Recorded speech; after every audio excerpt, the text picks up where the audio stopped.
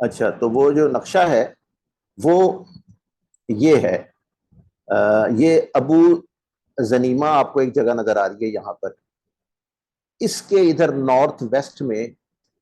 یہاں سے تقریباً 3-4 کلومیٹر کے فاصلے پر اس جگہ ایک چھوٹا سی پہاڑی بھی ہے، اس کو جبل فرعون کہا جاتا ہے، وہاں پر اس کی لاش جو ہے وہ ملی تھی۔ اور پھر وہ لاش جو ہے اس کو اسے لوگوں نے پہچان لیا، کیونکہ وہ کہ یہ فرعون کی لاش ہے، انہوں نے اس کو وہیں پہ دفنا دیا۔ پھر 20ویں صدی کے شروع میں جو ہے وہ جب مصر کے اوپر انگریزوں کا قبضہ ہوا تو پھر یہ کھدائی کرنے پر جو ہے اس کی لاش دوبارہ سے نکل آئی، اور اس کے اوپر جو ہے وہ سر گرافٹن ایلیٹ سمتھ نے اس کے اوپر ریسرچ کی، تو ان کو پتا چلا کہ یہ اس لاش کے اوپر جو ایک وہ پٹیاں سی انہوں نے چڑھائی ہوئی تھیں، جیسے کہ وہ ممیفائی کرتے ہوئے وہ پٹیاں چڑھا دیتے تھے، تو جب وہ اتاری گئیں تو اندر کو مسالہ نہیں لگا ہوا تھا، اور وہ جو ہے اس کے اوپر ایک ہلکی سی تہ تھی نمک کی، کیونکہ وہ ظاہر ہے سمندر میں ڈوبا تھا، تو وہ ایک اس نمک کی لیئر نے اس کو جو ہے وہ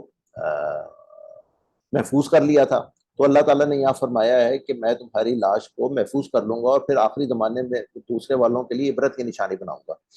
تو وہ آج بھی موجود ہے قاہرہ میں، اور وہاں پر ہم جانتے ہیں کہ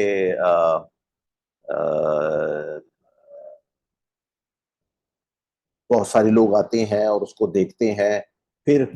پھر یہ بھی ہے کہ جو آخر میں بات کی گئی ہے کہ اکثر لوگ ہماری نشانیوں سے غفلت برتتے ہیں، تو وہی مصر جہاں پہ کبھی فرعون کی حکومت تھی، آج وہ ایک اسلامک اسٹیٹ ہے، اور وہاں پہ اس فرعون کی لاش بھی رکھی ہوئی ہے، جس کے بارے میں قرآن حکیم میں آیا ہے کہ جی ہم تمہاری لاش کو محفوظ کر لیں گے، اور یہ سارا کچھ ہے۔ لیکن جو ہے وہ وہیں پر ایسے حکمران آئے جو خود خدا بن بیٹھے، وہ مسلمانوں میں سے ہی تھے، اور پھر ان کا انجام بھی سب کو معلوم ہے کہ جمال عبد الناصر کے ساتھ کیا ہوا، حسنی مبارک کے ساتھ کیا ہوا، یہ سارا کچھ ہم جانتے ہیں۔ تو انسان جو ہے وہ ان نشانیوں سے بھی غفلت میں پڑا رہتا ہے۔ تو یہ آیت نمبر 92 ہے جہاں تک ہم نے پڑھا ہے، تو پھر ہم یہاں پر اس کو اینڈ کرتے ہیں۔